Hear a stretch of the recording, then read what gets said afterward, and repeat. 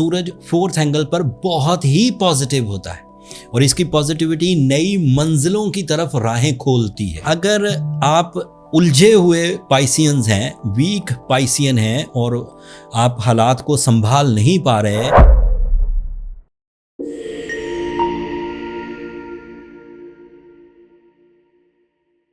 अस्सलाम वालेकुम पाइसियंस, मैं हारिस अज़मी प्रोफेशनल एस्ट्रोलॉजर आपकी खिदमत में हाजिर हूँ इस हफ्ते की astrological researches and planetary behaviour की तफसीली रिपोर्ट के साथ।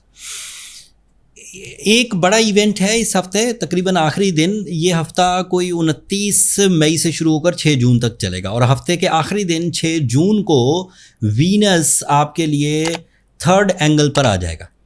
वीनस थर्ड एंगल का ही रिप्रेजेंटेटिव है। ये काफ़ी इमोशनल करेगा आपको, इसकी तफसील अभी बयान करूंगा। लेकिन पिछले हफ्तों से जो फैसिलिटीज़ निज़ाम शमसी से पाइसियंस को मुयस्सर हैं उनकी पॉइंट टू पॉइंट थोड़ी तशरीह बयान करता।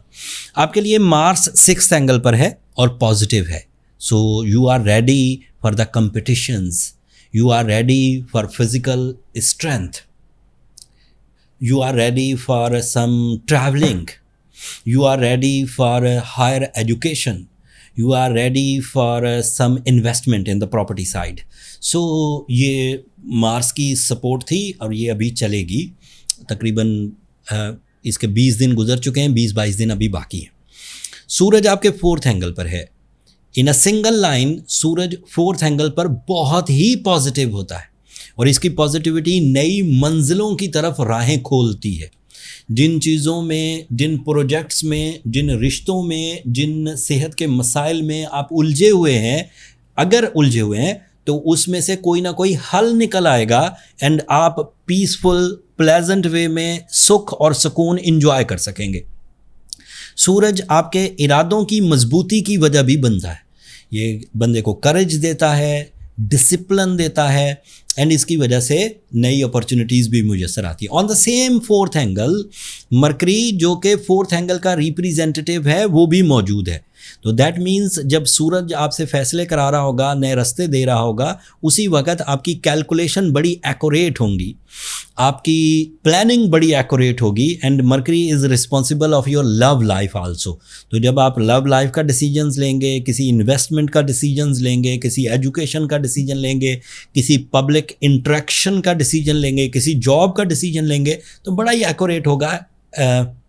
उसमें कोई किसी किस्म का अफसोस या रिग्रेट सामने नहीं आएगा। And on the same point Jupiter भी 4th एंगल पर मौजूद है, लेकिन ये उसका लास्ट वीक है 4th एंगल पर। तो अभी तो इसी पर रहेगा 8 जून तक। अगली वीडियो जब मैं दूंगा तो जुपिटर फिर मैं आपको नए एंगल पर उसकी डिस्क्रिप्शन, उसकी डिटेल्स, वो क्या कर सकता है, कितना पॉजिटिव है, कितने टाइम के लिए आपके नए एंगल को ज्वाइन करेगा, वो तफसील फिर अगले हफ्ते बयान करूँगा।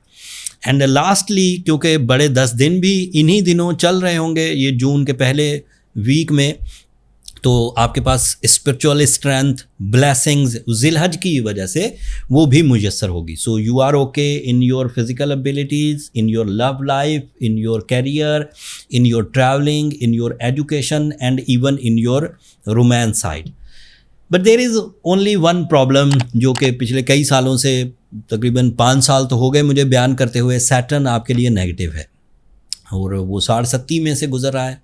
ये 67 का अब आखिरी फेज़ है बाय एस्ट्रोलॉजिकल रूल्स। सैटर्न अब आपके 2nd एंगल पर है वेस्टर्न एस्ट्रोलॉजी के मुताबिक। तो इसकी जो रुकावटें, जो सेंसिटिविटीज़, जो ट्रबल्स आ सकती हैं, उसको आप पिछले 5 सालों से अगर खुश उसलूबी डील करते आ रहे हैं तो उसी तरह डील करना है, कोई नई चीज़ नहीं है। लेकिन अगर आप उलझे हुए पाइसियंस हैं, वीक पाइसियन हैं और आप हालात को संभाल नहीं पा रहे, चीज़ें मैक्सिमम लेवल पर उलझती चली जा रही हैं, तो ज़्यादा इंतज़ार ना करें, इसको काउंटर करने की कोशिश करें। ये सेम उसी तरह है जैसे सूरज की वजह से, सूरज के ग्रूब हो जाने की वजह से अंधेरा हो जाए, तो अंधेरे को टॉलरेट करने के 2 तरीके हैं। एक तरीका ये है कि आप ठोकरें खाते फिरें, मंजिल पर जाने का इरादा तर्क कर दें और चुपके से दुबक कर किसी जगह बैठ जाए। ये एक तरीका है जो कि अच्छा नहीं है। दूसरा तरीका ये है कि अंधेरे को काउंटर करें, कुछ रोशनी जलाएं। जो सबसे गफलत में इंसान गार के दौर थे वो भी आग जला लेते थे अंधेरे को दूर करने के लिए। आजकल तो फैसिलिटीज़ ही बहुत हैं। सो अंधेरा दूर करें और अपने कामों पे जाइए, मतलब अपने मिशंस परफॉर्म करिए। इसी तरह सैटर्न है, या तो सैटर्न को सहते रहें, टॉलरेट करते रहें, रेजिस्टेंसेस करने दें, डिले करने दें, lack of decisions, health crisis, या फिर उसे काउंटर करें। एंड जो आज तक इंसानों ने रिसर्च की है सैटर्न को काउंटर करने के लिए, स्पेशली इन द 60 सीजन, वो ब्लू सफ़ायर है। ब्लू सफ़ायर नीलम को कहते हैं। अगर आप उसके साउथ अफ्रीकन ब्लू सफ़ायर पहने, उसका प्योरिटी लेवल थोड़ा कम होता है, तो 10 कैरेट पहन लीजिए, दैट इज़ इनफ। एंड साथ में सूरज शम्स पढ़िए 5 दफ़ा, काले कपड़े को ज़रा अवॉइड करिए। एंड अगर श्रीलंकन ब्लू सफ़ायर पहनते हैं तो 3 से 4 कैरेट भी काफ़ी है। अगर आप एक सुपीरियर टाइप के पाइसियन हैं, स्टेक होल्डर हैं, बहुत सारे डिसीजंस लेने होते हैं दिन में फैमिली को रन करना है, कारोबार को रन करना है, कंपटीशंस करने हैं, तो फिर 4 कैरेट पहनिए श्रीलंकन, अदरवाइज़ 3 कैरेट भी चलेगा।